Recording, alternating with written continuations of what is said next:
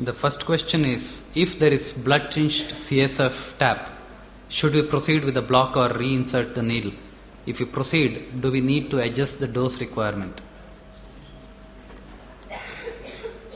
Bloody taps. Well, my personal practice is not to proceed. I take the needle out, and if I'm reinserting the needle, to use the full dose. I don't know what blood-tinged CSF. Maybe it is prudent if you wait for a little longer time for it to clear off. Then you can inject the volume, maybe drug volume. It's only blood-tinged. It's not a pure bloody tap. Okay. The next question is, what is the dead space of the spinal needle? How do we do the dose adjustments? Is it equal to all gauges? And what is the dead space of the epidural needle? Well, I must admit I really don't exactly know the dead space of the spinal needle, but the thing is that if you're using a small dose like 7.5 milligram, even if you have a drop in the hub, it's the hub that is the important one, because it's a larger space compared to the needle itself. Then, the loss of that injectate, especially if the patient has got other problems, other factors which we have talked about, maldistribution, then there might be a problem. Google it and you'll find it somewhere. And when it comes to the epidural needle, I think it is immaterial. Epidural catheter, I have some suggestions to be made. This Yes, is sir. not the questions. Can I do that? No, can I just finish off the epidural? Since we all practice continuous epidurals, it is better to know the dead space of the epidural catheter and the filter which comes alongside. Filter is about 0.6 to 1 ml depending on the manufacturer, and catheter depending on the gauge is about 0.4 to 0.6 ml.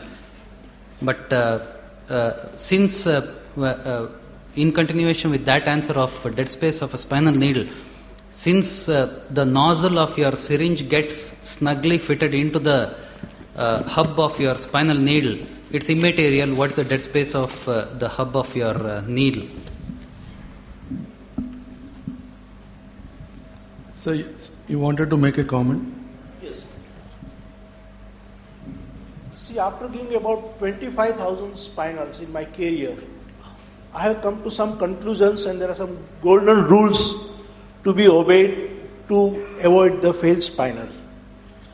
The first thing is that when you give spinal, before giving spinal, you must explain to the patient what exactly is going to happen to the patient, particularly when you are using bupivacaine, and particularly in case of cesareans, because invariably when you are giving spinal to the cesarean patients, they are very apprehensive. So in spite of, many times it has happened where in spite of it has acted properly, the reaction of the patient is such that they will literally mimic as if the spinal has not acted. Believe me. So you must wait, make very sure that it has not acted, and then give supplementation of GA or give general anesthesia. Don't be in hurry to do that thing. Second thing is, when you are giving spinal, see that you are most comfortable. Don't see only the comfort of the patient. You must be, as an anesthetist, you must be very comfortable when you are giving spinal. Whichever position, either it is lateral position, sitting position, at the back side of the table, whatever is you are comfortable, you must follow that thing. The third thing is that when you are giving spinal, see that there is a good light at the side of the injection. And the most important thing is once the needle is in, and by chance, if it is a blood stain, don't be in hurry to inject the medicine. The drug. See that it is absolutely clear. Then and then inject the bupivacaine. And finally, the most important things which I have been following, and with that thing, it is very, very, very rare to have a failed spinal in my career, because every time the moment I inject, I keep on withdrawing and see the fluid is coming, the spinal fluid. It has to come. If it is not coming, don't give it. It is something like when you are giving epidural and if the catheter doesn't pass smoothly, make it sure that it is not in epidural. Don't have any compromise.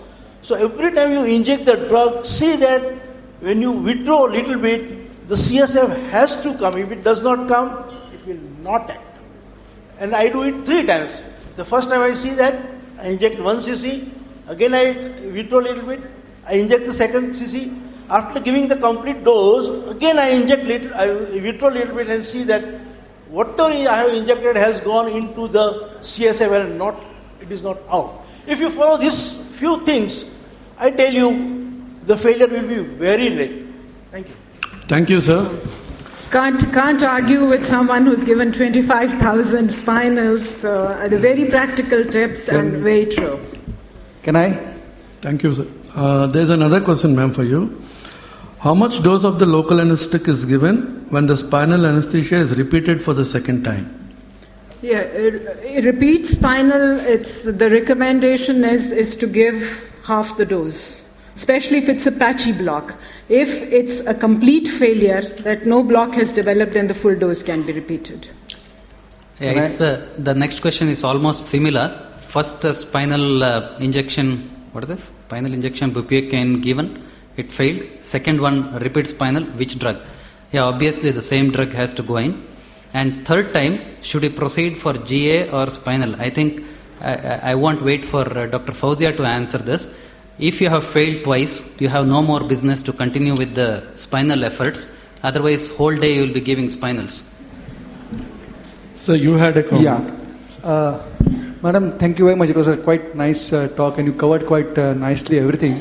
There's just one thing I want to kind of clarify, because a lot of residents sitting here, in your slides at one stage, when you mentioned about management of a failed spinal, you started off with the first point as giving intravenous sedation, and the second point was giving inhalation, and then you went on to GA.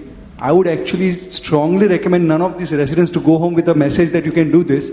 You have to have all or none. Either you do it under spinal or you do it under general anesthesia, but there is no midway, because there are enough evidence to suggest that this half sedation, half anesthesia is the culprit for a lot of maternal mortality.